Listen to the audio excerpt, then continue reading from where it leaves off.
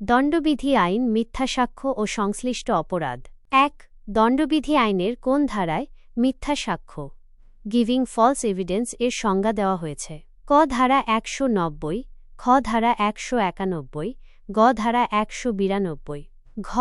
ধারা ১৯৩। সঠিক উত্তর ধারা ১৯১। ২. ধারা ১৯১ অনুযায়ী একজন ব্যক্তি কখন মিথ্যা সাক্ষ্য দেয় বলে গণ্য হবে? ক. যদি সে এমন কোনো বিবৃতি দেয় যা সে মিথ্যা বলে জানে বা বিশ্বাস করে না। খ. যদি সে এমন কোনো বিবৃতি দেয় যা সে সত্য বলে বিশ্বাস করে না। গ. যদি সে এমন কোনো বিবৃতি দেয় যা সে সত্য বলে বিশ্বাস করে কিন্তু পরে তা মিথ্যা প্রমাণিত হয়। ঘ. উপরের কোনোটিই নয়। সঠিক উত্তর যদি সে এমন কোনো বিবৃতি দেয় যা সে সত্য বলে বিশ্বাস করে না। ৩. দণ্ডবিধি আইনের কোন ধারায় মিথ্যা সাক্ষ্য তৈরি করা ফ্যাব্রিকেটিং ফলস এভিডেন্স এর সংজ্ঞা দেওয়া হয়েছে? ক. ধারা ১৯১, খ. ধারা ১৯২, গ. ধারা ১৯৩, ঘ. ধারা ১৯৪। সঠিক উত্তর ধারা ১৯২। ৪. মিথ্যা সাক্ষ্য তৈরি করা বলতে কি বোঝায়? ক. সত্য ঘটনাগুলোকে বিকৃত করে উপস্থাপন করা। খ. এমন কোনো ঘটনা তৈরি করা যার ফলে একজন ব্যক্তি মিথ্যা সাক্ষ্য দেয়। গ. এমন কোনো কিছু সৃষ্টি করা যা প্রমাণ হিসেবে ব্যবহার করা যেতে পারে এবং যার মাধ্যমে মিথ্যা মতামত সৃষ্টি হতে পারে। ঘ. উপরের সবকটি। সঠিক উত্তর এমন কোনো কিছু সৃষ্টি করা যা প্রমাণ হিসেবে ব্যবহার করা যেতে পারে এবং যার মাধ্যমে মিথ্যা মতামত সৃষ্টি হতে পারে। ৫. ধারা ১৯৩ অনুযায়ী মিথ্যা সাক্ষ্য প্রদানের জন্য সর্বোচ্চ শাস্তি কি? ক. ২ বছর পর্যন্ত কারাদণ্ড বা অর্থদণ্ড বা উভয়। খ. ৩ বছর পর্যন্ত কারাদণ্ড এবং অর্থদণ্ড। গ. ৭ বছর পর্যন্ত কারাদণ্ড এবং অর্থদণ্ড। ঘ. ১০ বছর পর্যন্ত কারাদণ্ড। সঠিক উত্তর ৭ বছর পর্যন্ত কারাদণ্ড এবং অর্থদণ্ড। ৬.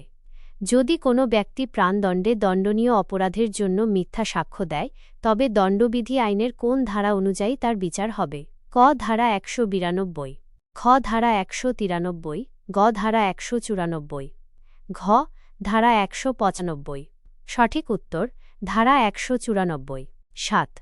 ধারা ১৯৪ অনুযায়ী যদি মিথ্যা সাক্ষ্যের কারণে নিরপরাধ ব্যক্তির মৃত্যুদণ্ড কার্যকর হয় তবে মিথ্যা সাক্ষ্য প্রদানকারীর শাস্তি কি হতে পারে? ক. ১০ বছর পর্যন্ত কারাদণ্ড। খ. যাবজ্জীবন কারাদণ্ড। গ. মৃত্যুদণ্ড বা যাবজ্জীবন কারাদণ্ড। ঘ. ৭ বছর পর্যন্ত কারাদণ্ড। সঠিক উত্তর মৃত্যুদণ্ড বা যাবজ্জীবন কারাদণ্ড। ৮. দণ্ডবিধি আইনের কোন ধারাটি মিথ্যা সাক্ষ্য প্রদানের হুমকি বা প্রলোভন সম্পর্কিত অপরাধ নিয়ে আলোচনা করে? ক. ধারা ১৯৪, খ. ধারা ১৯৫, গ. ধারা ১৯৯, ঘ. ধারা ১৯৯। সঠিক উত্তর ধারা ১৯৫। ৯. ধারা ১৯৯ অনুযায়ী যদি কোনো ব্যক্তি কোনো প্রমাণকে সত্য হিসেবে ব্যবহার করে যা সে মিথ্যা বা জাল বলে জানে বা বিশ্বাস করে তবে তার শাস্তি কি হবে? ক. যে অপরাধের জন্য মিথ্যা প্রমাণ ব্যবহার করা হয়েছে সেই অপরাধের জন্য নির্ধারিত শাস্তি। খ. ৩ বছর পর্যন্ত কারাদণ্ড বা অর্থদণ্ড বা উভয়। গ. ৭ বছর পর্যন্ত কারাদণ্ড এবং অর্থদণ্ড। ঘ. কোনো শাস্তি নেই যদি না প্রমাণিত হয় যে সে প্রমাণ তৈরি করেছে। সঠিক উত্তর যে অপরাধের জন্য মিথ্যা প্রমাণ ব্যবহার করা হয়েছে সেই অপরাধের জন্য নির্ধারিত শাস্তি। ১০. দণ্ডবিধি আইনের কোন ধারাটি সরকারি কর্মচারী দ্বারা মিথ্যা সার্টিফিকেট প্রদান সম্পর্কিত অপরাধ নিয়ে আলোচনা করে?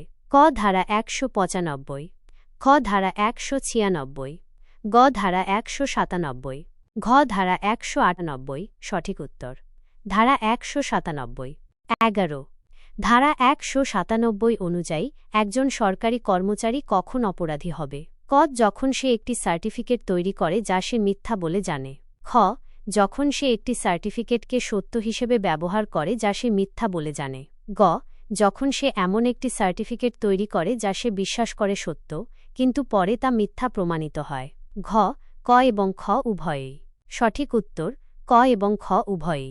১২. দণ্ডবিধি আইনের কোন ধারাটি কোনো ব্যক্তি দ্বারা মিথ্যা সার্টিফিকেট ব্যবহার সম্পর্কিত অপরাধ নিয়ে আলোচনা করে? ক. ধারা ১৯৯, খ. ধারা ১৯৭, গ. ধারা ১৯৯, ঘ.